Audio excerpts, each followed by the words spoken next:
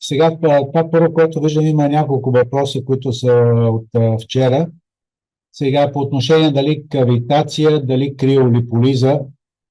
Аз лично съм по-голям привърженик на криолиполизата, тъй като при кавитацията, както казахме вчера, насочеността на ултразвука не е толкова таргетирана и крие риск съответно от увреждане на други структури, като някои съдове, нерви и така нататък.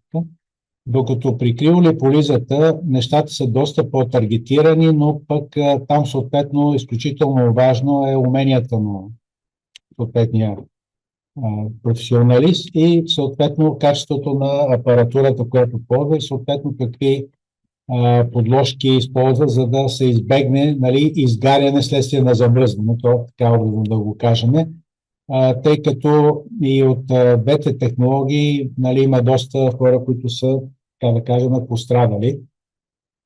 Затова важно е в случая качеството на обучението, нали, и много е важно качеството на апаратурата, която ще ползвате.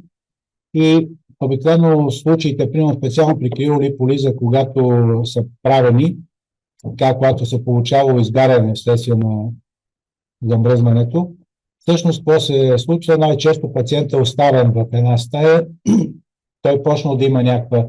Никой не е бил до него през времето на процедурата, защото те седи, нали, доста минути и обикновено съответният, така кажем, клубник ли ще бъде или лекар, нали, го оставил, ходил да върши друга работа, не е имало човек, който да бъде при него, за да следи каква е реакцията на пациента. Колко време преди и след процедура могат да се използват ретиноиди? Сега зависи каква е процедурата и какви ретиноиди, дали кремове или системни ретиноиди. По отношение на кремовете, обикновено ние даваме един интервал от 1 до 2 седмици. Примерно една седмица преди съответната процедура се спират ретиноидите и в зависимост от вида на процедурата, която се прави, но в случая, дали, ако говорим за радиолунов микроинали, говорим за обикновен микроинали, или примерно безиглена радиочестота, обикновено интервал е една седмица преди и след. По отношение на системните ретиноиди, това ще го свържа с следващия въпрос, кои са забранени по време на процедури. Системните ретиноиди, това са най-вече ролоктана, има предвид. Неотигазон рядко се ползва, т.е. при пациенти с псориазис, но ролоктана, който се използва масово при пациенти с акне, там времето, по време на процедура е ясно, че не се приема ролоктан, но трябва да има време, в което организма да може да се изчисти от този ролоктан. Това време най-често е по препоръки вътре в институт, в листовката на продукта пише 6 месеца.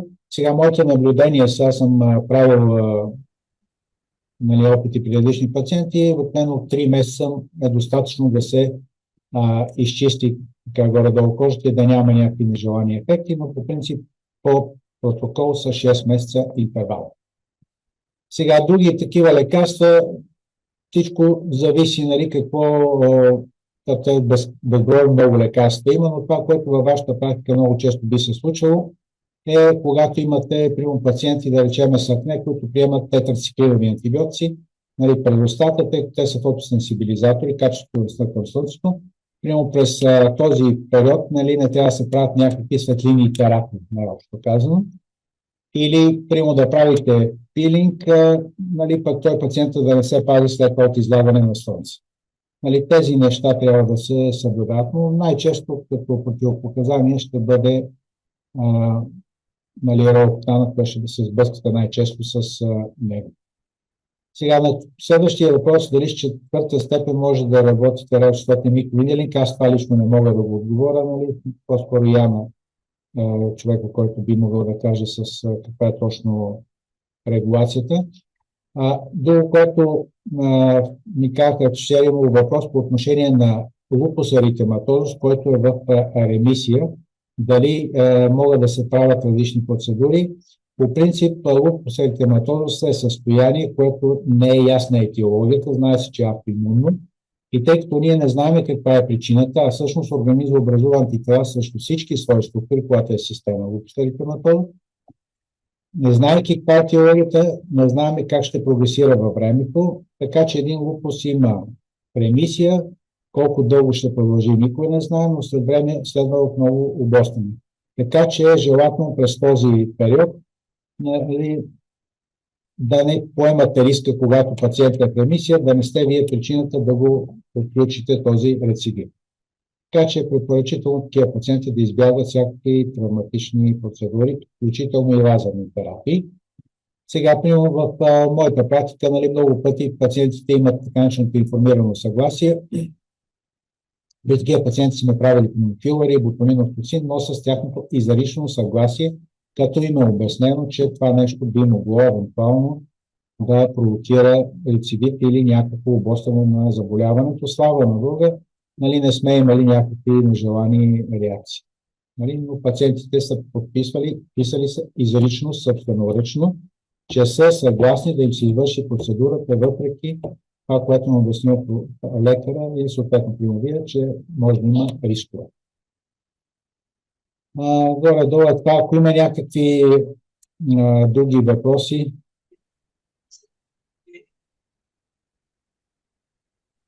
мисля, че няма. Ако има, в хода на сегашната лекция, която ще бъде по отношение малко на епилацията и по-скоро, нали, трайното обезкостняване, специално трайната епилация, защото методи обезкостняване са много, но тази, която решава така проблеми доста при много пациенти, нали, не само чисто естетични, а много пъти и при пациенти с хидросаденит, когато премахнем окрупняването в областта на аксилите, им се подобрява състоянието също по отношение на хидросаденита. Тъй като, може би, това от апаратните процедури е най-масовата, която вие правите,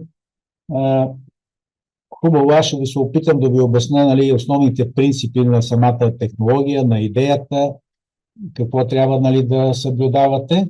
И ако имате въпроси, нали, задавайте ги, каквото е естество да са. Аз в годините, когато съм започнал да правя след при много години, аз лично съм правил такива процедури, лазерна епилация, с всякакви видове апарати, включително и такива, които правил съм епилация абсолютно на цяло тяло, нали, в годините, и съм видял всякакви възможни желани и нежелани ефекти, като някои в последствие, нали, преди години не се знаеше за тях. Нали, примерно така наречените спящи фоликули, това нещо не се знаеше, и сега вече тези неща са известни. И така започваме, така че в хода, ако имате случайно някакви въпроси, можете съответно да ги задавате.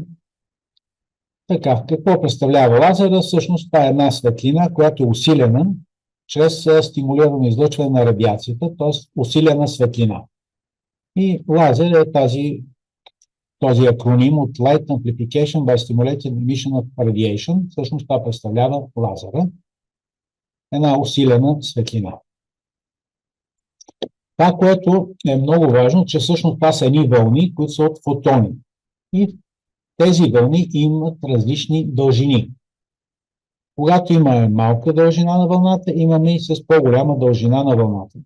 Важно е да знаете, че тези, които имат по-голяма дължина на вълната, съответно имат и по-дълбоко проникване. Примерно, ако имате един лазер, който не знам дали сте ползвали, рубинов лазер, това е първият лазер, който аз съм ползвал преди години за премахване на нежелано окостняване. Той има по-малка дължина на вълната, той е доста по-така ефективен, но доста по-странични ефекти има, докато, примерно, другия, който се използва неодимяк лазера, нали, който е от по-съвременните, има по-голяма дължина на вълната и прониква по-дълбоко в тъкани, съответно пък отделно и той е по-малко опасен с оглед на това как влияе върху меланина. Аз това ще ви обясня тия неща в програма. Но трябва да запомните малка дължина на вълната, обикновено има по-повърхностно проникване, по-голяма дължина на вълната, по-дълбоко проникване. Всъщност ето това представлява самият лазер, като виждате най-важната част е това, което е източника на енергия, който генерира тези фотони, които тези фотони преминават, нали, излъчват се, те се усилват между две стъкла, огледала, и когато се усила, след това се излъчва лазерния лъч. Горе-долу това е простата структура на един лазер, съвсем елементарно като устройство, но гениално като идея. Това, което излъчва самия лазерен лъч, нали, могат да бъдат различни газове, твърди вещества, течности, полупроводници. Примерно газове, примерно са двуокисния лазер, който обикновено ползваме ние лекарите, аргонови, криптонови.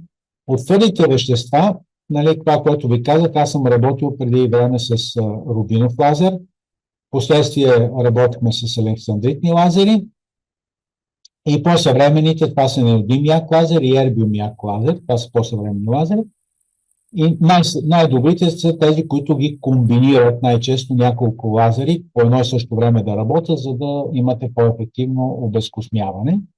По отношение на течност, това са белилните лазери, които те се използват малко с друга насоченост. Те са повече в насока на премахване на пигментации. Те са лекарски лазери.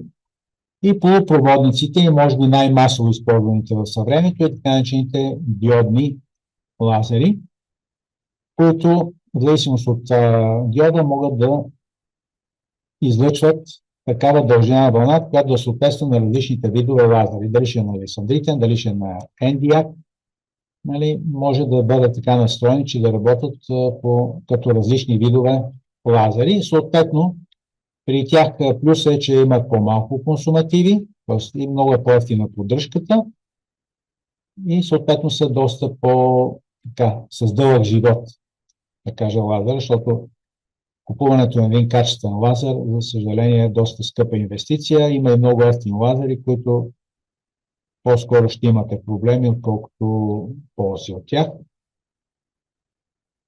А всъщност върху какво действа лазера? Зависи каква е дължината на вълната, защото различните дължини на вълните влияят върху различни таргети. Дали ще са кръвоносни съдове, дали са пигмент, нали, както е меланина, дали ще влияят върху водата. За всичко това зависи от дължината на вълната на лазер. И ето, всъщност, тази кухина, където вътре се намира веществото, което отделя фотоните, между тези две стъкла, между 3 и 5, което виждате на схемата, те се усилват, придвижат от едно друго, те се усилват и накрая се излъчват и всъщност това представлява и лазер. Излъчва един материал фотони, те се усилват между тези две огледала и когато вече са усилени, имат много голяма енергия и съответно излизат от тръбата. Като разбира се, източник на енергия, който се използва, нали, за да се произведе лазерния лъч, много често се използват най-често ток, нали, съответно радиочестота, т.е. трябва нещо да даде енергия на този материал, за да може да ги излъчи тези фотони. И това е техническа работа, която, нали, не е толкова съществена за вас. Сега, какви са характеристиките на лазерите? Защото вие във вашата практика най-вероятно ползвате и IPL, което е интензивна пулсова светлина, и лазер. Има една съществена разлика, че при лазерите светлината е монохроматична. Там имаме една дължина на вълната. Другото е кохерентна. Това означава, че виждате, както и надолу на графиката, виждате как те имат еднаква фаза вълните, те вървят много си. Все едно си представете едни войници, примерно, които маршируват в строй. Всичките по едно и също време се придвижват. Това се казва горе-долу кохерентност, така образно казано. А не кохерентно е все едно да имате пак едни войници, които се разхождат кой както иска, нали, в една посока. Така че това е кохерентно. Те са с една фаза всичките вълни. И друго, което е, че тя е полимирана. Т.е. всичките вълни са успоредни и не се разделят като ветрило. Така че това са характеристики. Монохроматична, кохерентна и колимирана е светлинната енергия. Това е характерно за лазера, т.е. енергията е концентрирана в един лъч. И вече в зависимост от дължината на вълната, съответно и нейното проникване и нейните таргети са различни и съответно според дължината на вълната имаме различни видове лазери. И ето тук на тази графика вие може да видите различните видове лазери и техните дължини на вълните. Това, което аз съм работил в времето, нали, с общо с абсолютно всички съм работил, но това, което има отношение към лазерната епилация, на първо место това е рубиновия лазер. Това са едни от най-старите лазери, които са използвани за лазерно обезкостмяване. Последствие се появяват александритните лазери, защото рубиновите лазери са най-ефективни, но тъй като те хващат момент, когато имаме много голяма чувствителност към меланина, съответно рисковете от изгаряния са много по-големи и съответно другия проблем е, че когато е слънчево времето, има ли човек тен, такъв тип лазери е опасно да се използва. Александритните лазери хващат, нали, малко по-малък момент, нали, когато е чувствителен меланина. Съответно, те са една идея по-безопасни от рубиновия. Съответно, една идея малко по-малко ефективни, но съответно доста по-безопасни, но достатъчно ефективни. Но тъй като и при тях, нали, продължава да има изгаряния, съответно белези много пъти остават ограничени са само до фототипове 1, 2, при вече 3 е проблем на употребата на александритни лазери.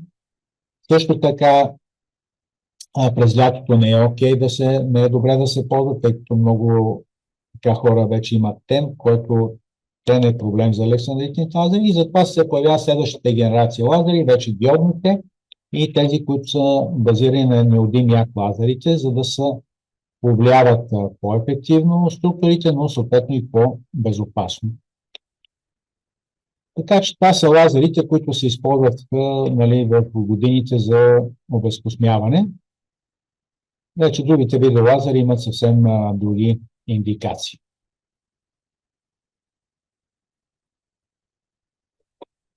Виждате, на тази графика се вижда, че в различните таргети, като водата, хемоглобин, меланина, те се повлияват ефективно от различни видове лазери. Гледаме къде е максималният абсорбционен спектър.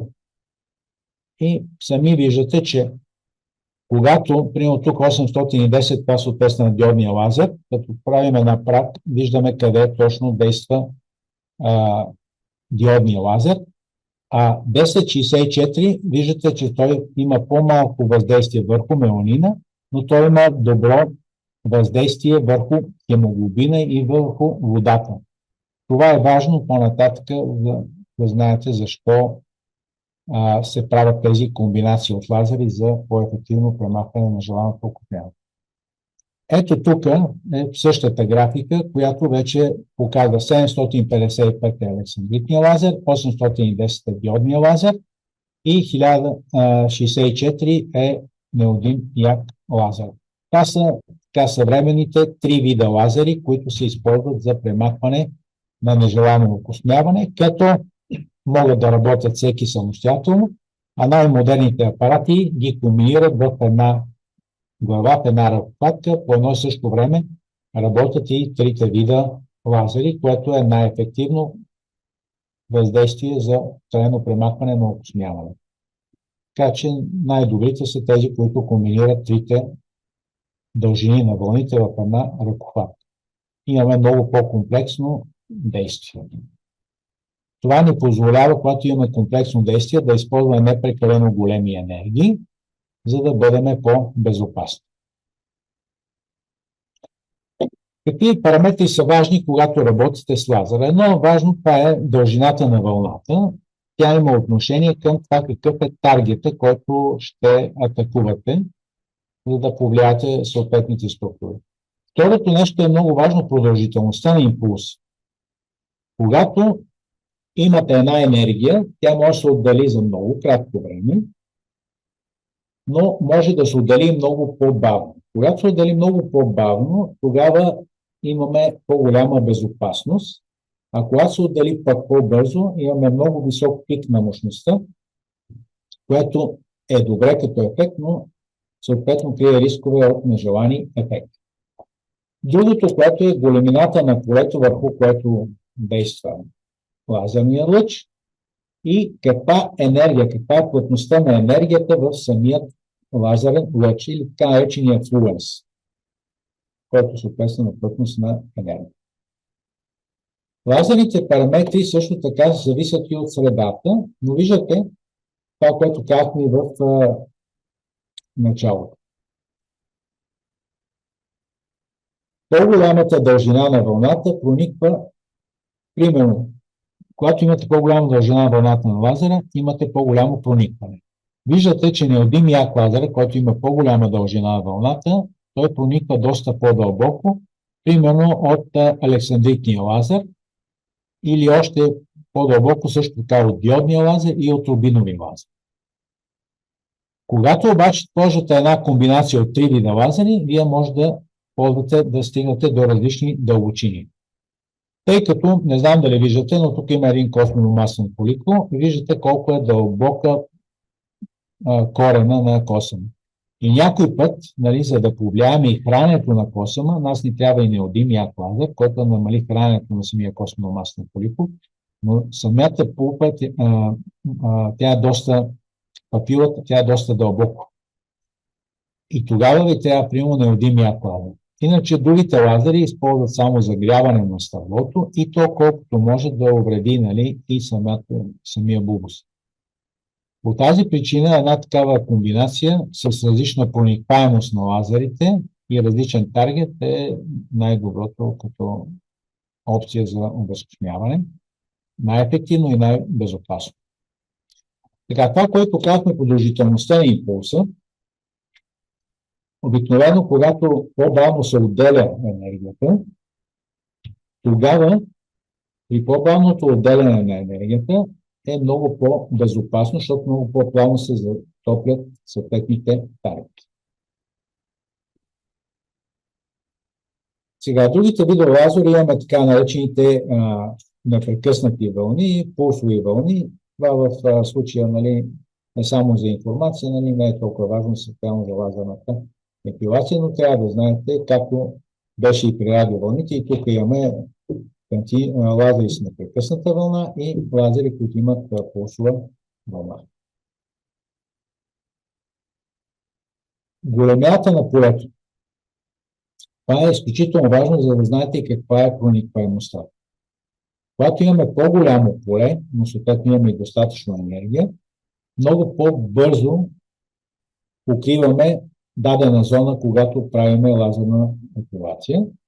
И съответно, когато е по-разпространена лъча, съответно е по-дълбоко проникване. Това виждате го на графиката отдолу. По-голямата глава съответно води до едно много по-бързо повлияване на по-големи площи. Затова е хубаво да имате различни накрайници, различни големини. Примерно има накрайници на лазерни апликатори, примерно, които са направени за премахване на косми в областта на ушите, които са като писалка, за оформяне на веждите, които са като писалка, даже за космите в носа. Има такива накрайници, които са като писалка, докато тези за тяло са с много по-голяма глава. Не могат да я покриват. Така че е хубаво да ползвате различни по размери на крайник, защото само с един накрайник, нали, вие много пъти губите и много време.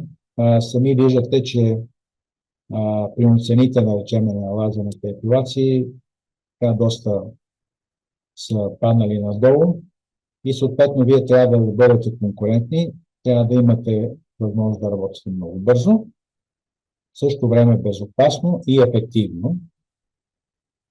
Но това изисква една сериозна инвестиция, т.е. един по-скъп апарат и затова трябва много правилно да си подберете апарата, който ще ползвате. За това, което се вчера стана и въпрос, нали, какви са разходите по апарата, нали, какви са консумативите, много е важно каква ще е поддръжката, защото всеки апарат се чупи в един момент и важно е тук колко бързо ще могат да ви го оправят апарата, за да не губите пари вследствие на това, че са ви не работи машини. Флуенсът, това е много важно, това е плътността на енергията, която се подава за единица площ. Нали? Това винаги го изписват самите фирми.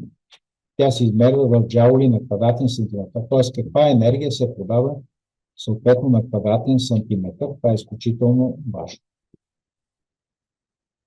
Как действат лазерите, за да постигнем така нареченото обезкостняване в случая и съответно и за другите структури, премахване на съдове, на пигментация, работят на този принцип, така наречената фототермолиза. Фото, това е от светлина лазер, лиза е от деструкция и топлина. Тоест ние подаваме една светлина, която се трансформира от светлина в топлинна и тази топлина всъщност води до съответната деструкция на тъканите, а пък имунната система постепенно отхвърля този отпадък. То се получава отпаден продукт, който се изхвърля от организма. Като вече в зависимост от това какъв е таргета, нали, се използват различни видове лазери, които цвета на лазера зависи от това каква е поглъщащата способност на съответния таргет. И това, което е установено, че меланина, нали, като хромофор, нали, най-добре се влияе от тези лазери, които ви казват: рубинов, александритен, диоден и неодим ярк лазер. Друго, което е много важно, когато вие подадете лазерния лъч, нали, тя се насочва към кожата, ама не всичката енергия влиза в дълбочина. Част от нея се отразява от кожата, друга се абсорбира от съответния таргет, нали, пигмента, примерно меланина или хемоглобина, но някой от тях се разсейва в кожата. Когато ползвате лазери, обикновено, нали, хубаво е горе-долу на крайника да бъде перпендикулярно, за да имаме най-голяма проникаемост. При IPL-ите, пък за да не се губи светлина и за да може, нали, тя да прониква по-равномерно и дълбоко, използвате много пъти така наречения контактен гел, за да няма разсейване на светлината. Разбира се, контактния гел, там има една друга роля. То е за да води до частично охлаждане. Нали, затова е хубаво при контактния гел да бъде студен, макар че път това за пациента хищ не е приятно като усещане. И ето всъщност каква е съществената разлика между лазерите и IPL.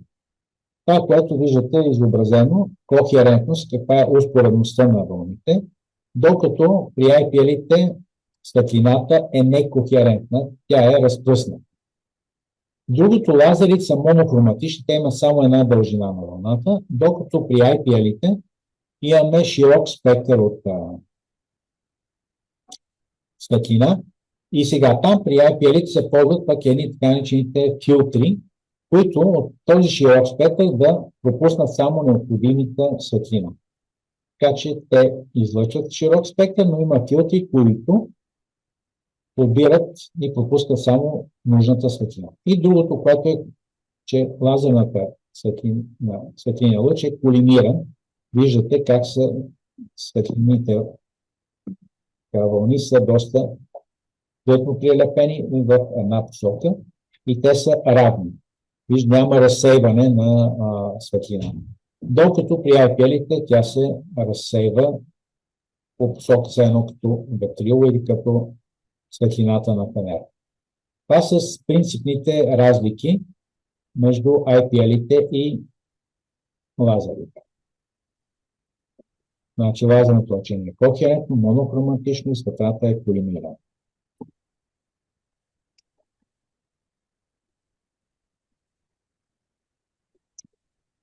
Съответно, какви таргети имаме? Нали, в случая нашия таргет са космено-масните фоликули. Като разбира се с други лазери, третираме пигментации, кръвоносни съдове, жлези, целулити и така нататък, но конкретно в случая при лазерната епилация нашия таргет са космено-масните фоликули. Сега, ефикасността на епилацията зависи от изключително много фактори. Нали, на първо место, какъв е типът на кожата. Ние го определяме по скалата на Фицпатрик от 1 до 6. Другото е много важно какъв е типа на косъма, неговия цвят и дебелина. Най-добрите случаи са, ако имаме бяла кожа с черни дебели косми, тогава ще сме най-ефективни. И затова може би лазерната епилация, примерно една от местата, където е най-ефективна, това е в подмишниците, тъй като там имаме горе-долу много плътни косми, които са имат много таргет, има много меланин, който може да огълне светлината. Сега, другото, което е важно за ефективността е в каква фаза са парастежна фаза са космите. Те имат три фази, нали, има една четвърта екзоген, анаген, катаген и телоген, нали, и последната е преходна, от която след телоген следва анаген. Тя е така сравнително скоро въведена като термин. Но само в анагенната фаза ние имаме много добре оформен на косминомасен фоликъл и космите фоликъл, и само в тази фаза космите могат да бъдат повлиявани. В другите ние не можем да им влияеме ефективно, за да може да ги премахнем. Другото, което е важно, е топографията на космите, т.е. каква е дълбочината. И ето тук е важно, ако имаме зона, където имаме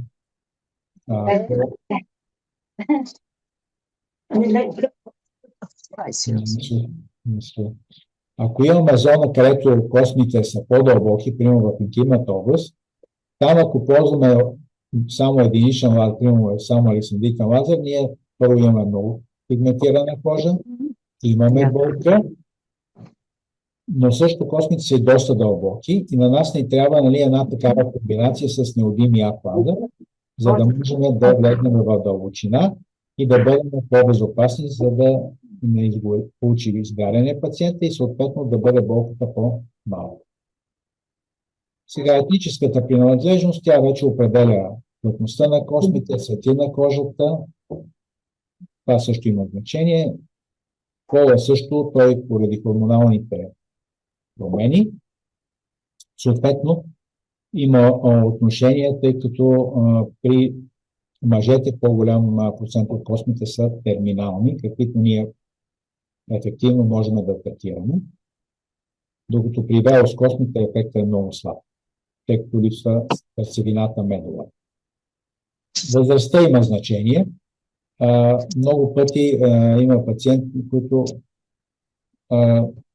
имат, да кажем, побелели вече косми, там ефектът е много слаб.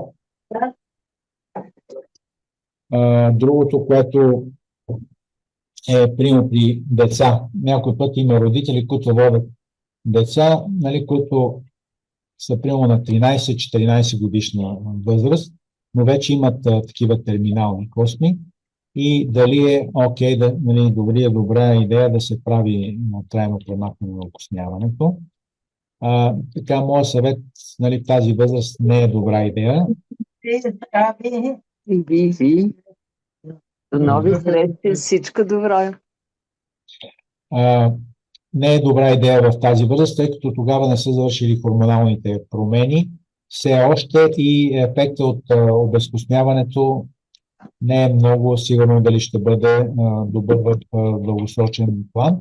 Най-добре е, нали, по препоръка, нали, гайдлайни съответно пациента да навърши 18 години, горе-долу да е завършил хормоналните промени и тогава вече да се пристъпи към трайно премахване на лазерното, на желаното окосняване с лазери. Но има някои родители, които така са доста напористи и съответно правиме изключения, за съжаление, защото така са доста настоятелни. Иначе другото, което е важно, хормонален фон. Значи, тук, ако имате пациент с завишени стойности, примерно на тестостерона или неговите метаболити, 4-андростендион, епиандростерон сулфата, нали, вие не бихте имали голям ефект, колкото и добра машина, колкото и правилно да правите, докато не се коригира хормоналния дисбаланс. И най-често това са пациенти с поликистоза. Когато имате хормонални проблеми, първо трябва да се реши хормоналния проблем и тогава се пристъпа към премахване на нежеланото окосмяване.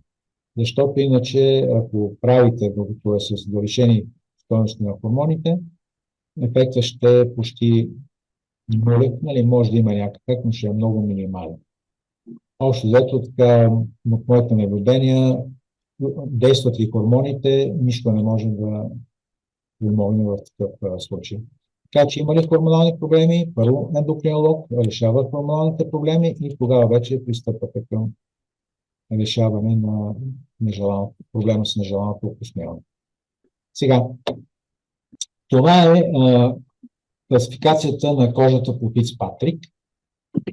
Това е важно да се знае, защото зависимост от това на какъв тип кожа, вие може да ползвате различни видове лазери, за да сте безопасни и съответно ефективни.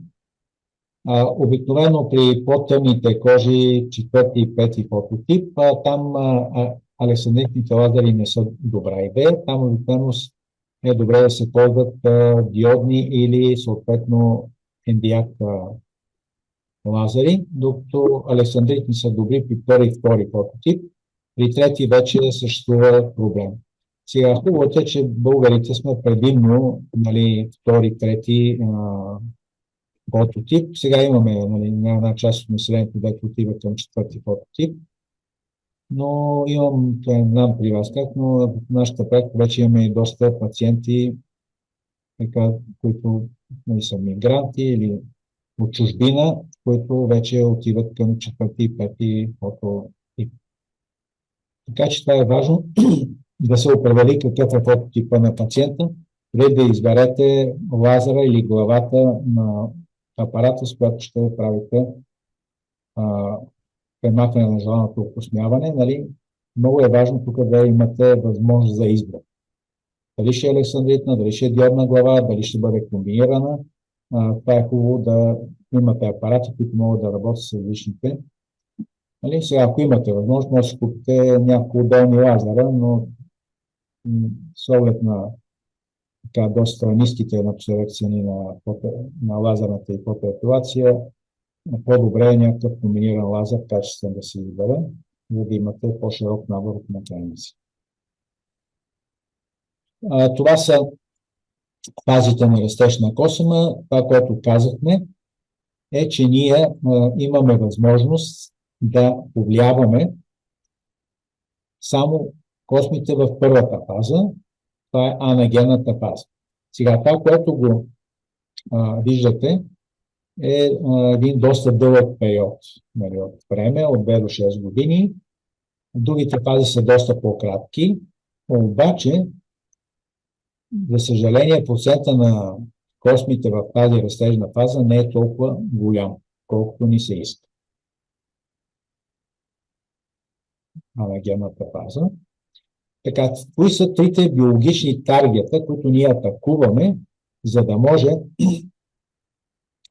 да повлияеме космения фоликул? Едно место, така наречената булбарна везикула или бълч, където са стволовите клетки. Другото е луковицата на косъма и последното е самата папила, долу, където е храненето на самият косъм.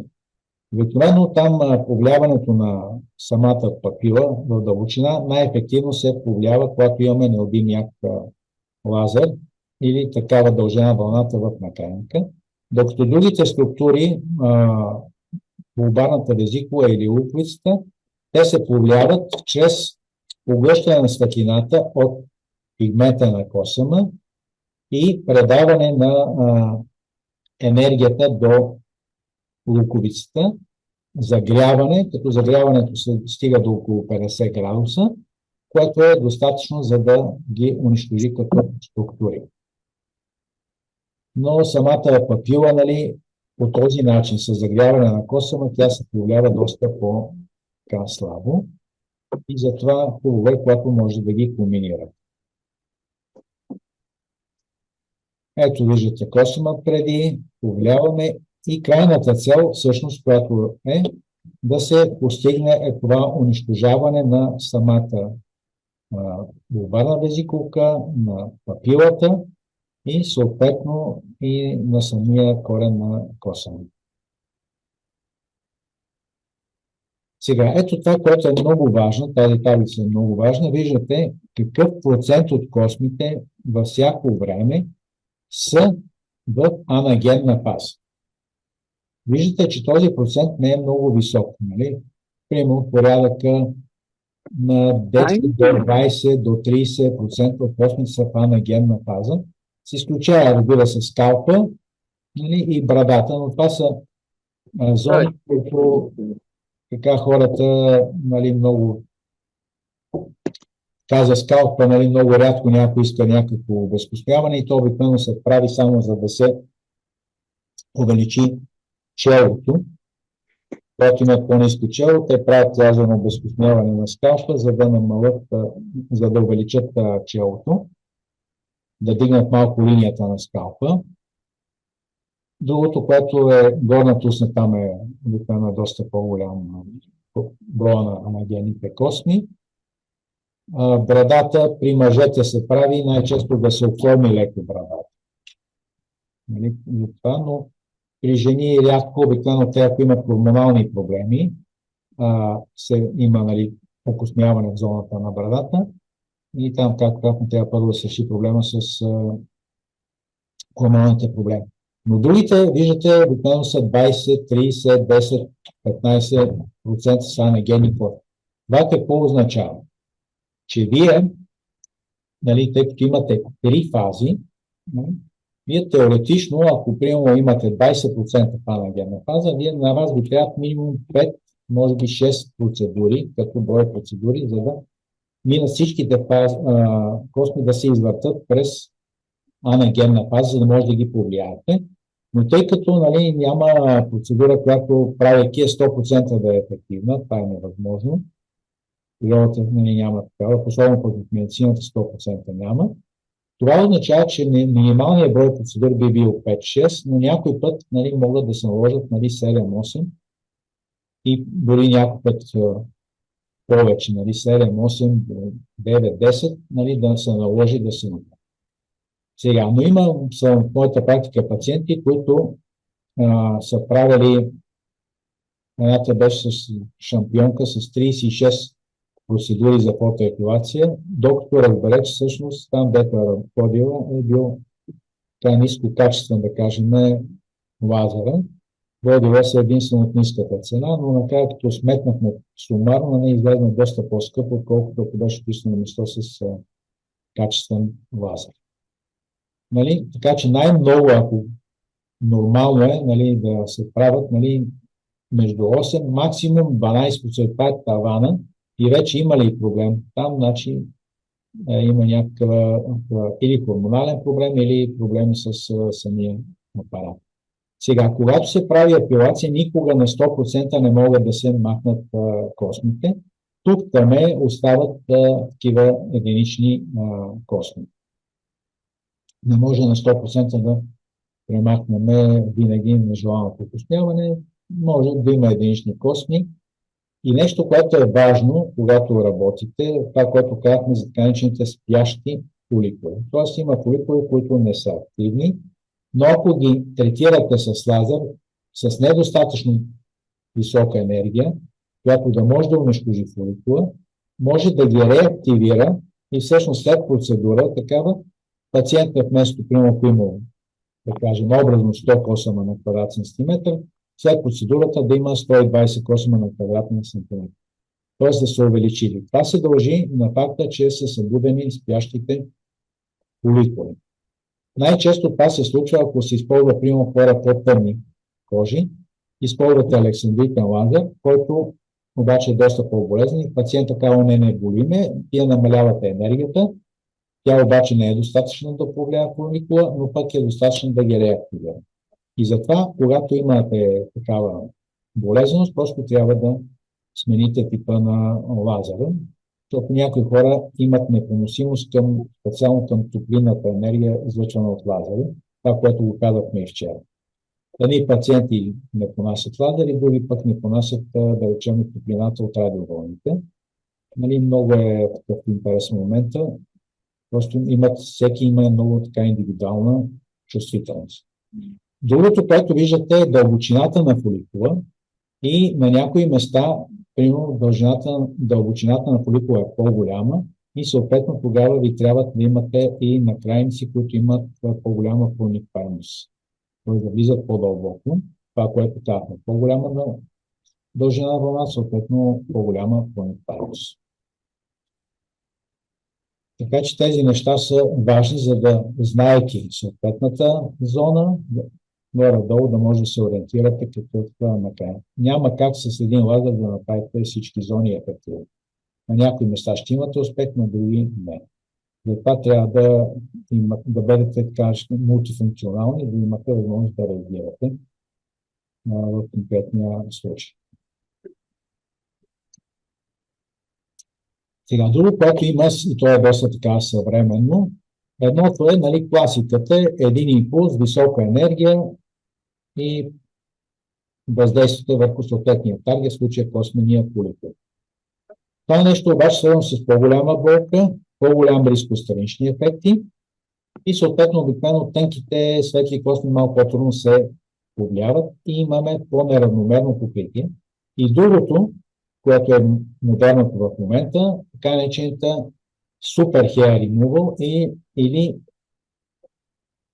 накрайници, които излъчват ниска, но с много висока честота енергия, която постепенно се натрупа в съответната зона. Имаме постепенно качване на температурата в зоната до желаната температура, която, както казахме, е около 50 градуса в корена на косъма. Но тя, тъй като се натрупа постепенно, е доста по-малко болезнена или така нареченото виртуално безболезнена епилация. Има някаква болка, но е доста по-слаба. Риска от странични ефекти при InMotion технологията е много по-малък. Почти е изключително трудно да предизвикаш някакъв нежелан ефект. И съответно по-добре се повлияват по-тънки и по-светли косми и много по-равномерно покритие на цялата зона. И при тази InMotion технология обикновено околната кожа, околните структури се загрява до към 45 градуса, докато таргета е 50 градуса. Така че този тип технология е по-добър, отколкото тази с висока енергия на единичен импулс. По-безопасна. Ето това е всъщност това, което имате като идея за Super Hair Removal или така наречена InMotion техника. Много висока честота на импулсите с по-малка енергия. Тя се натрупва постепенно и съответно по-безопасно и по-малко болка. В медицината има едно правило, ако не помогнете, гледайте да не навредите. Ако не помогнете, окей, но навредите ли вече съответно следват и доста проблеми. Някои пъти, за съжаление, свързани с съдебните власти. Имали сме различни центрове, които така, те са имали проблеми, изгорили са пациенти, които последствие са завели дела и така че това е много, много важно да съблюдавате безопасността. Всъщност при тази техника InMotion, знаете, имаме едно движение на апликатора, постига се едно пълно покритие и по този начин се свежда до минимум риска от изгаряне и сигурно сте виждали тип зебра, как когато е на отделни апликатори, как някой път има изгаряне, светла кожа, ние сме имали такива пациенти. За съжаление, това е свързано много пъти с рискове от по-възпалителни пигментации или хипопигментации. По отношение на реалистичните очаквания, това, което споменах и в началото, сега те зависи както от апарата, но много зависи от самия пациент. От типа кожа, какви са му космите каква му е генетика, какъв му е хормоналният фон, всичко това има изключително голямо значение. Другото е по време на процедурата, доколко той може да понесе по-високите енергии, дали може, дали не може. Нещо, което е много важно, когато правите епилация, много е важно да се получи едно леко зачервяване, перифоликуларно зачервяване и леко точност там, където са костните. Това е показател, че самите костно-масмени фоликули са повлияни. И другото, което е да се обяснят какви са възможните нежелани ефекти, които пациента може да получи. Едно от нещата, ако има татуировка, а вие го минете с лазер, би могло върху самата татуировка да се загуби пигмента. Така че върху татуировки не правите обезкостняване. За съжаление, повечето хора имат татуировка. Това трябва да им се обясни много, много, много ясно. Другото, което е, ако има тен, това също крие риск от изгаряне и поява, включително може да има от това изгаряне се получат белези, те са склонни към образуване на килоиди, или може да се образуват хиперпигментации, кафяви петна, но могат да се образуват и хипопигментации, бели петна. Белите петна са обикновено по-притеснителни, отколкото кафявите петна, защото кафявите петна дори с времето, след половин година, една година, 2-3 години, много често изчезват, но белите петна, за съжаление, тъй като се дължат на увреждане на меланоцитите от лазера, могат да персистират постоянно за цял живот. Така че това е много, много важно да се обясни на пациента какви възможни нежелани ефекти може да има.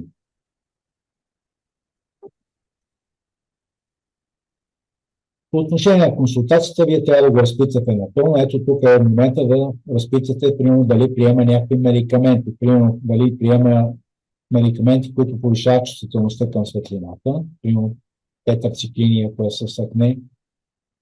Какъв е типа кожа? Дали е по Фицпатрик от 1 до 6, в зависимост от типа кожа да изберете правилния накрайник за работа при този пациент.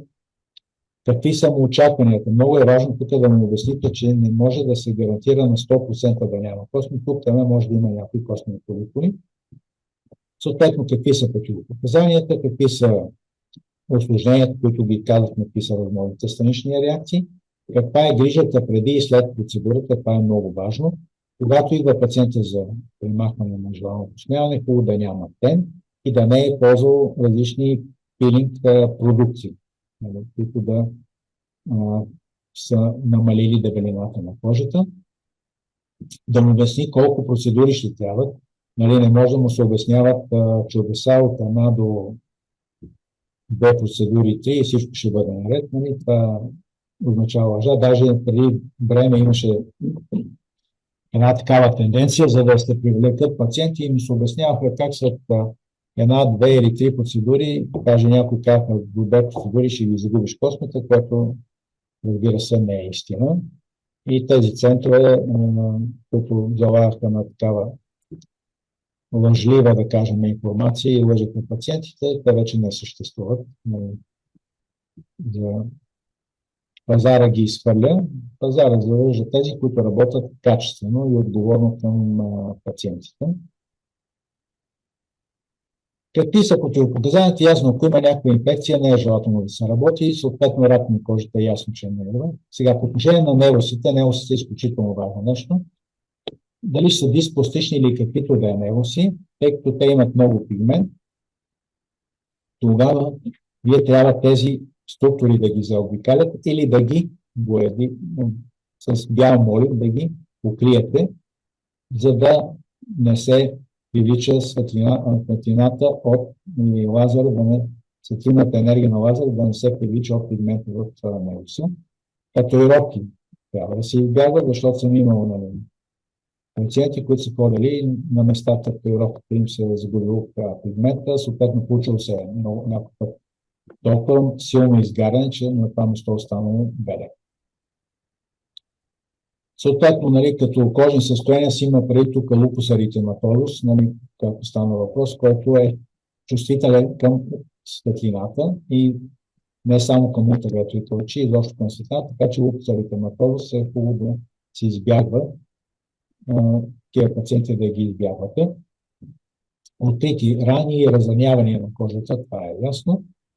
И по отношение на слънчевия тен, обикновено най-безопасното, ако пациента дойде излазва на епилация, като при това поне един месец, при това не се е излагал на слънце и е желателно, след като е направил съответната епилация, да мине поне един месец и тогава да се излага на слънце. Сега аз съм имал такива пациенти във времето, съответно правят епилация, аз съм обяснил, нали, че не трябва да се излага и тя идва, нали, после съответно няма и седмица на слънце, получава се, нали, пигментация и аз обяснявам, тя ми аз да видя. Значи човек е обяснил, но жената не е повярвала на това, което е казано. Но слава Богу, беше хиперпигментация, която тя спонтанно премина. Другото, което е важно, е това, което е долу с черно написано, че не е желателно да се премахват трайно костните. Дали ще ги махате с пинцети, дали по някакъв начин друг ще ги скубвате, дали ще правите такова маска или електролиза, поне 4 седмици преди третиране. Тъй като, за да имаме ефект от фотоепилацията, ние трябва да имаме таргет, т.е. трябва да имаме косъм, който косъм да се вижда в костно-масния фоликул, за да може много добре да огълне светлината. Другото, което е хубаво, за да бъде голям ефекта, космите да бъдат подстригани, за да не се губи част от енергията на лазера за затопляне на косъма, който е над кожата. Така че да не са премахвани с такова маска, примерно скубан, примерно с епилатор или пинцети. Нали, единствено, което може да се позволи е бръснене и депилатуар. Тези две неща са позволени преди такава лазерна процедура, за да имаме все пак таргет, който да бъде атакуван. Така, без места с татуировки. Сега по отношение на мелазмата, вие можете да я влушите с лазерна процедура, специално на горната устна най-често този проблем. Но това е хубаво при това пациента да му е премахната, ако е възможно мелазмата и чак тогава да се прави. Другото е, ако пациентът е склонен към хематомия, аспирин и антикоагуланти зимно, там е възможно следствие на загряването, нали, да се спукат съдовете и да се появят леки посинявания като хематом. Затова е хубаво да се спре аспирина или антикоагуланта една седмица преди процедурата, прави процедурата и след процедурата на следващия ден може да ги започне отново. Така, при пациенти с стен сега има лазери, които позволяват третиране на пациенти с стен, разбира се, на по-ниски параметри. Пациенти с стен може да ги позволите да ги третирате само с Emotion технологията. Тя е безопасна сравнително. Докато при стационарните техники по-добре да ги избягвате тези с пигменти. Това, което казахме по отношение на бръснене и депилатуар, това е позволено преди процедурата, 4 седмици преди процедурата. Само тези два метода на обезкостняване е препоръчително. Защото ако махнете с епилатор, кола, маска, пинцета, вие всъщност няма какво да атакувате. И благодаря за вниманието. Сега тук е важно дали ще има някакви въпроси. Аз имам един въпрос. Да. Здравейте. От няколко години правя лазерна епилация. Един път ми се случи в практиката ми да дойде пациентка с витилиго. И аз прецених, че е по-добре да я върна, защото не знаех как да процедирам, прецених да не рискувам. Но исках да ви попитам, при такива пациенти какво се прави? Рядко се срещат хора с витилиго, но все пак... Да, значи това е много хубав въпрос. Аз също съвсем правилно сте постъпила, тъй като витилигото, то се води като автоимунно придобито състояние и при него механичната травма или каквато и да бъде травма, може да предизвика появата на витилигенозни лезии. Така че все пак епилацията е вид загряване, вид травма и тя би могла да провокира появата на витилиго на ново место, така че съвсем правилно сте постъпила. Тези пациенти, нали, не се правят нито микронидалинга, нито епилация, Да. всичките, които травмира кожата. Да. И в чата бях задала един въпрос за предходната лекция, понеже имах проблем, не можах да пиша. Да ви го кажа и него, може ли?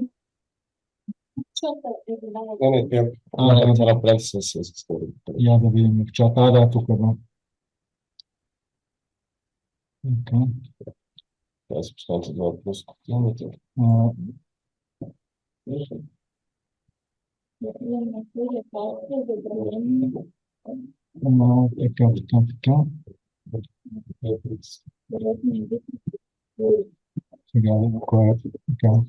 Сега, те са въпросите, да. Значи в период, сега тук има период на инвитро процедури, как да процедираме. Когато имаме период на инвитро процедури, пациентките взимат невероятно големи количества хормони, така че там абсолютно е противопоказано третирането. По-добре, когато пациентката забремене, роди и след раждането да й правите каквото е да било.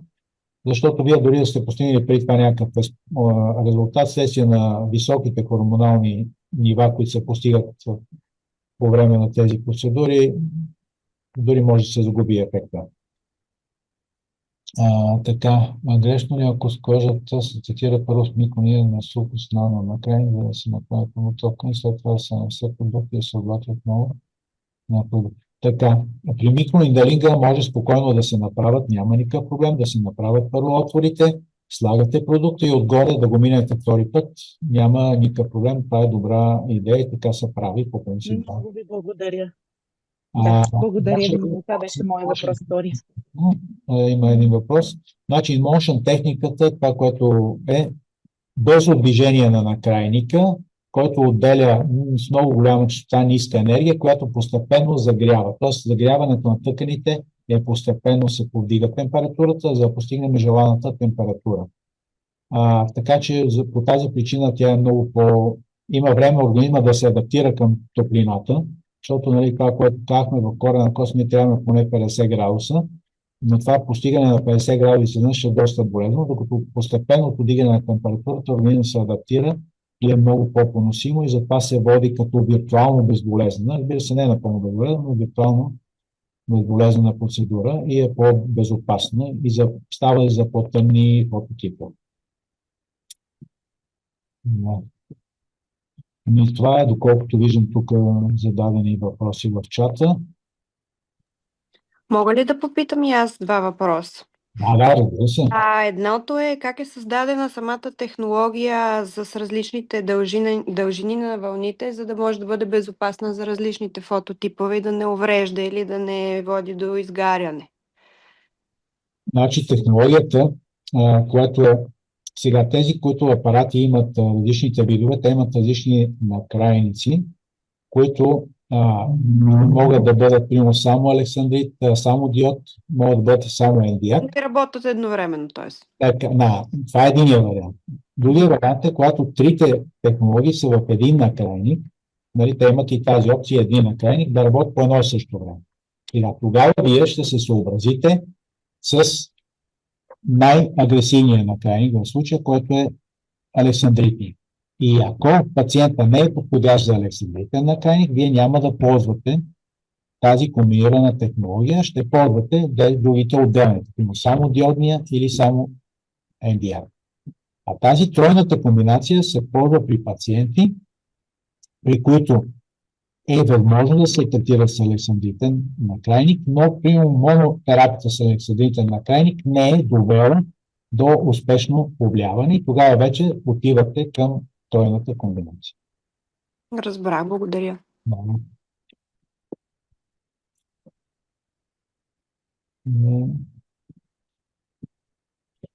Други въпроси? Мисля, че няма. И сега може да преминем тогава към следващата част вече с демонстрацията, която отново ще бъде в лицето на доктор Богданова.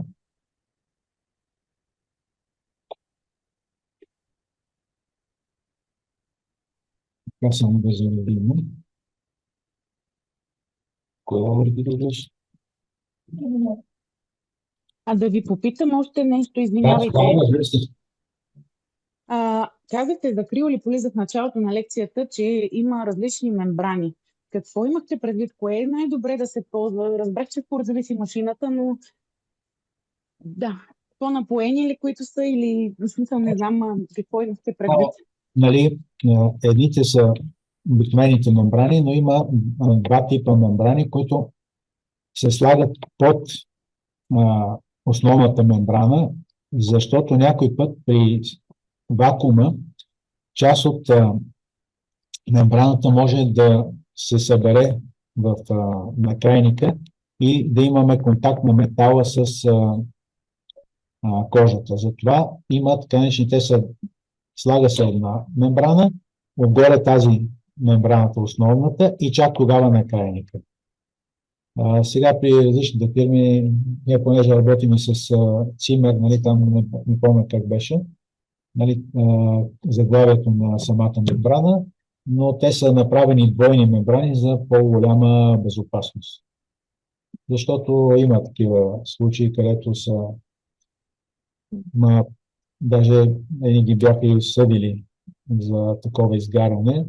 Та няма да споменавам коя е клиниката, но те работиха с така малко по-евтините апарати за криолиполиза. И съответно така, изискването така, доста скъпо ми излезна, колко за един нов апарат и толкова скъпите. Така ги бяха осъдили за това изгаряне. Затова две мембрани, те има една специална мембрана, първо се слага, после се слага другата и чак тогава на крайника. И по този начин да имате една двойна защита, за да избегнете. Иначе самата криолиполиза е страхотна процедура. Аз съм голям фен на този тип процедура. И доста ефективно със сигурност, защото тя унищожава самите масни клетки. И знаете, че масните клетки след 25 годишна възраст те не се образуват нови, те само променят обема си. Докато растеме се увеличава количеството на масните клетки. Така че това е прекрасна процедура, но тя се прави качествено. Просто трудно се намират мембрани. Исках да попитам какво имате предвид с това. Много ви благодаря. Много хубава лекция. Благодаря ви. Много благодаря. Изключително изчерпателна лекция. Благодаря.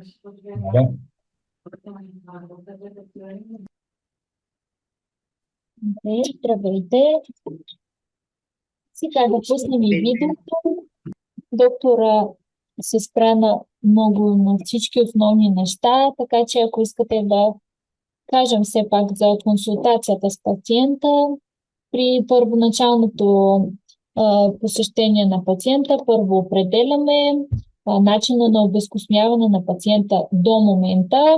Ако все пак през тези периода, в който е решил да се подложи на лазерна епилация, е използвал кола маска, трябва да изчакаме 4 седмици да отминат и казваме им как да се подготвят за самата процедура, да не използват кола маска и епилатор. Също така предишния ден да използват самопръсначка за намаляване на дължината на косъмчетата, за да не се губи енергия по дължината на косъма, да се насочи към булбата и към луковицата. Също така оглеждаме зоната, която искат те да подложат на лазерна епилация, за татуировки, предупреждаваме. Добре. Предупреждаваме за татусите. Тук виждаме на клипа как преди процедурата отбелязваме с бял молив всички невуси. Има едно грешно нещо, което не съм направила на това клипче. Трябва да се премахне тази гривничка. понеже на колега съвсем изключих, но по-добре да се премахнат всички неща, за да не ви пречат при движенията после. Отбелязваме си и зоната, понеже на тази зона ръчичка въртите ръката, за да видите докъде сте минал, да не пропуснете с накрайника някое място, за това си отбелязваме с бял молив и самата зона. И сега си включваме, в този случай ще използваме александритен накрайник, но, както каза доктора, има различни накрайници. Имаме комбиниран накрайник с трите дължини на вълната 755 нанометра, 810 и 1064, който е NDIAC вече накрайника. Така че тази машина в момента, с която работим сопрано, има и другият накрайник комбиниран, но този александритния 755 нанометра за по-светли, по-тънки косъмчета. Дамата има процедури, нейните косъмчета са светли, трябва и това да се определи фототипа на кожата, цвета на косъма, нали, може да ги докоснете, като плътността да усетите. По-твърдите черни косъмчета по-скоро са за другият накрайник NDIAC. Обикновено са и на по-голяма дълбочина, затова е по-добре да използваме другият накрайник. Ето я InMotion технологията, която с контактен гел нанасяме на кожата и след това с бързи движения натрупва се достатъчно енергия. Самата машина определя колко секунди. Вие само нагласите fluence на машината. Аз изпуснах да спра на самият екран, но да видим къде сме го нагласили. То си определя времето за зоната, енергията, грид зоната, която е 300 квадратни сантиметра на ръчичка от едната страна.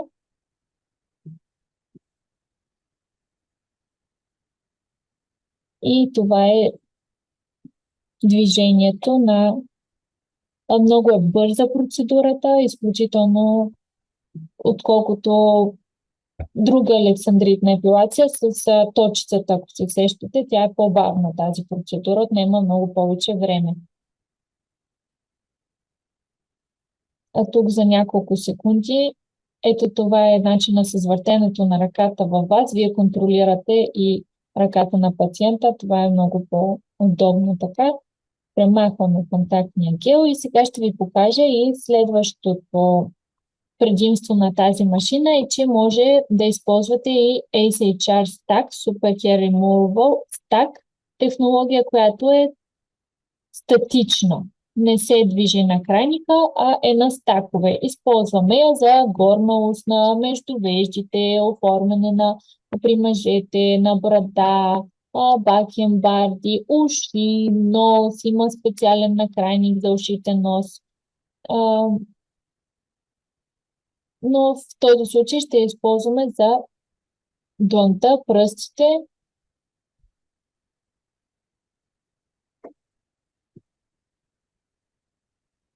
Като тук може да бъде избрано колко стакове джаул на сантиметър, колко е енергията и колко е стаковете, т.е. 3 импулса.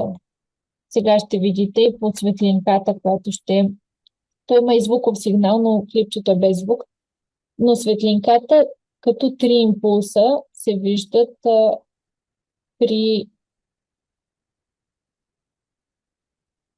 стак режима. Може да се нагласят до 5. В зависимост от това, коя процедура е, колко косъмчета има в зоната, но имате възможност и за статична процедура за такива по-малки зони, където не можем да движим на крайника. Също така пубиса, когато е като върху пубиса може InMotion технология, обаче на самите срамни устнички там няма как да местим толкова бързо, затова също използваме ACHR Stack технологията с натрупване. Да, татуировките ги облепяме с марли. Освен това, слагам бял молив върху тях, слагам марля и отгоре бяло тиксо, нали, не тиксо, ми лекопласт, който да предпази добре статуса и все пак слагате си в една граница, която да не прескачате няколко милиметра около татуса, защото вълните пак може да се погълнат от пигментираната кожа. За него си казахме, за отворени рани, не вируси, доктора каза за лупус, витилиго, някакви други въпроси. За разширени капиляри, кръвоносни съдове също, да знаете, че както при ултразвука вчера говорихме, при разширени вени по-добре да не се прави, защото се разширяват допълнително кръвоносните съдове. Сега, ако са някакви супер древни съдчета, ние пък имаме машина, аз ги изпращам на друга терапия за тях, но може да ги отсветите и чак, но ако са много древни капиляри, не вени разширени, може да се отсветят и те с бял молив, но предупреждавате, че от топлината се разширяват. Така че по-добре да ги заобикаляме, не върху тях.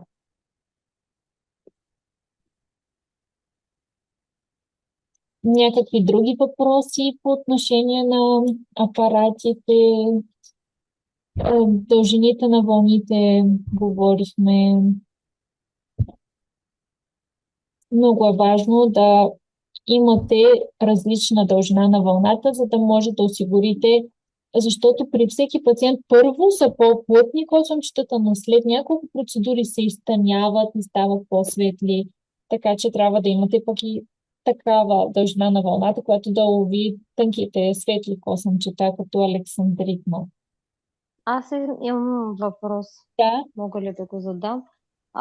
Като интервал между процедурите, протокола на работа на самия апарат ли спазваме или просто има правило, което торса се прави на 45 дена, крака на 60 и така нататък? Или следим протокола на работа на апарата? Кое от двете? Аз бих предпочела цикъла на косъма да видя, защото знаете, че на краката космите по-бавно растат, така че ако дойде на протокола за работа на апарата, ако дойде по-рано, то няма да има толкова ефект, защото още не са дошли нови косъмчета в анагенна фаза. Така че на всяка зона имаше една табличка доктора, на колко месеца. Вие нали имате презентацията? На колко месеца анагенната фаза настъпва? Свършва теогената и настъпва анагенната. Наистина е важно косъмчетата да бъдат в анагенна фаза, защото иначе нищо няма да постигнем. Трябва да са в анагенна фаза, фаза на растеж, да имаме достъп до кръвоносните съдове, които изхранват космения фоликул. И като прекъснем за изхранването кръвоносните съдове на космения фоликул, тогава го убиваме всъщност и се изхвърля от кожата теогенна фаза. Но ако не е в анагена, няма да достигнем до папулата и до луковицата и да прекъснем кръвоснабдяването и да постигнем този ефект. Тъй като аз работя много активно лазерна епилация от много години и клиентите, доста от тях, не всички, нямат възможност да идват на 45 дена за торс, на 60 дена за крака и повечето от тях ме молят да запишем една дата средна около 50 дена. Това причина ли е да няма ефект или не е толкова грешно? Не мисля, че е толкова грешно, нали, по-скоро за дългия период. За по-краткия може да се забави малко, но по-дългия период, ако все още не са на крачетата, например на 60 дни, ако все още не са в анагенна фаза космчетата, няма да се повлияят. Но е окей да е по средата в една сесия тази процедура. Да, благодаря много. По-скоро ефекта трябва да зависи от косъмчетата, правилните настройки на апарата, увеличаваме ги, както каза доктора, за да не възбудим вече спящи космени фоликули. Увеличаваме си ги да се увеличават с всяка процедура.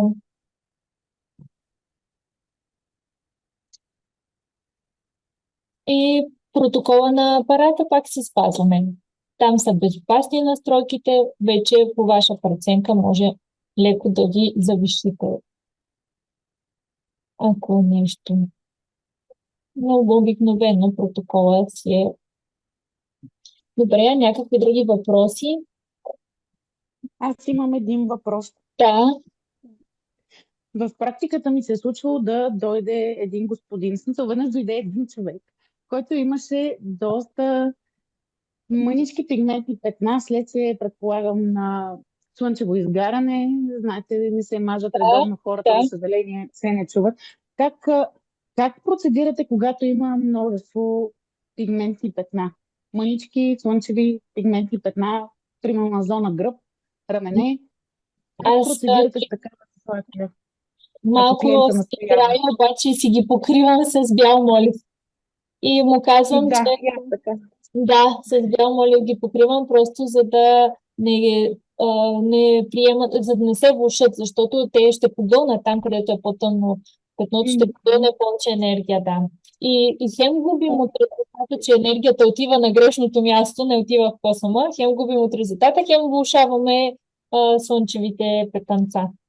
Но ако наистина много настояват епилацията, много често ми се среща на мъжете на гърба, на рамене и гръб.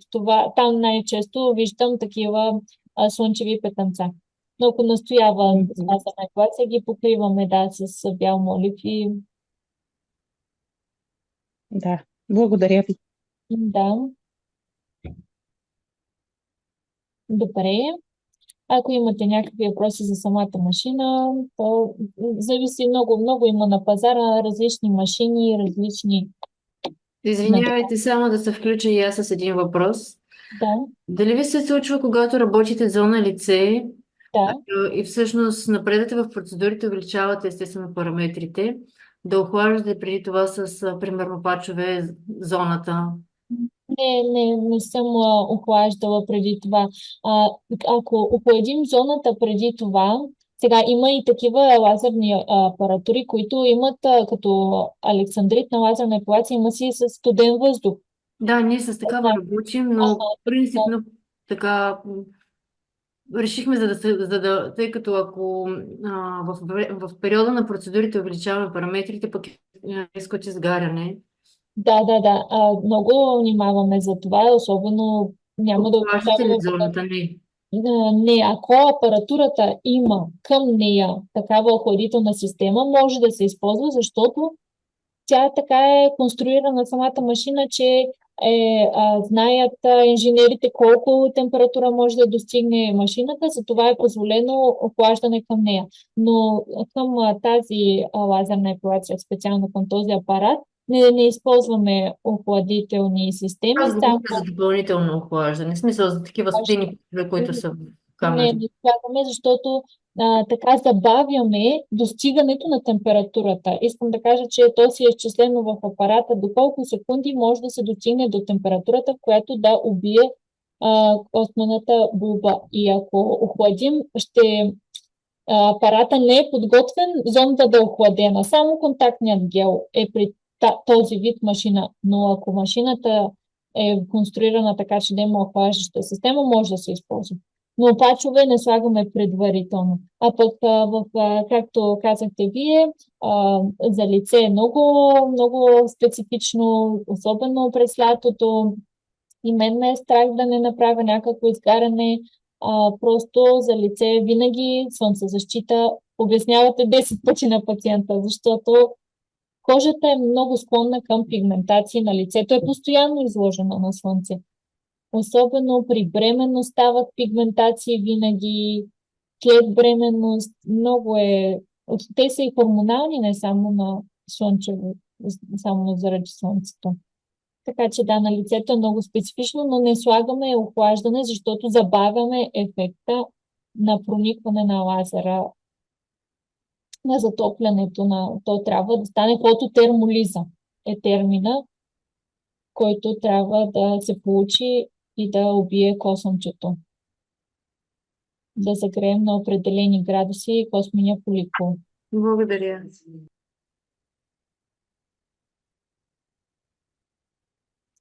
Има още един интерфейс, който е специално за лице на този апарат и там се избирате вече бакенбарди, скули при мъжете за оформяне на брадата, уши и нос, брадичка. Там много често на брадичката хормонално са косъмчетата и там да ги премахнем. Добре, благодаря ви много за вниманието и ви очакваме с доктор Бардаро в клиниката вече. Ако има някакви въпроси, пак може да ги задавате винаги. Аз имам едно въпросче. Да. Относно след бременност, кога е най-препоръчително да се стартира лазерна епилация да бъде ефективно? Трябва ли да изчакаме 9 месеца преди да я направим? Трябва да изчакате. То казва, че до 1 година чака хормоните се намесват при бременна дама. Също трябва и да не е кърми, да не е кърмеща дамата. И да, според мен е по-правилно да се изчака след бременност, както и при младите момичета, току-що навлезли в пубертет. Също майките им искат веднага да започнат, обаче им казвате, че трябва да се наложат повече процедури при момиче 14 годишно. Абсурд. По-голяма възраст, по-добре, защото просто заради хормоналният баланс няма да има достатъчен ефект. Няма да е пак ще има ефект, но няма да е с 6 процедури, а с повече. Както каза и доктора, при мъжете, особено минималната граница на някои зони си е 12 процедури. То просто при мъжете заради пак хормони се случва така, че са по-упорити косъмчетата. Заради тестостерон. Благодаря. 9 месеца, да, е окей период след бременност. И то по време на бременност косъмчетата намаляват. Така че не ми се случва веднага след раждане да идват пациентки. Добре. Еди, благодаря ви и всичко добро ви пожелавам. Стискам палци. Успех!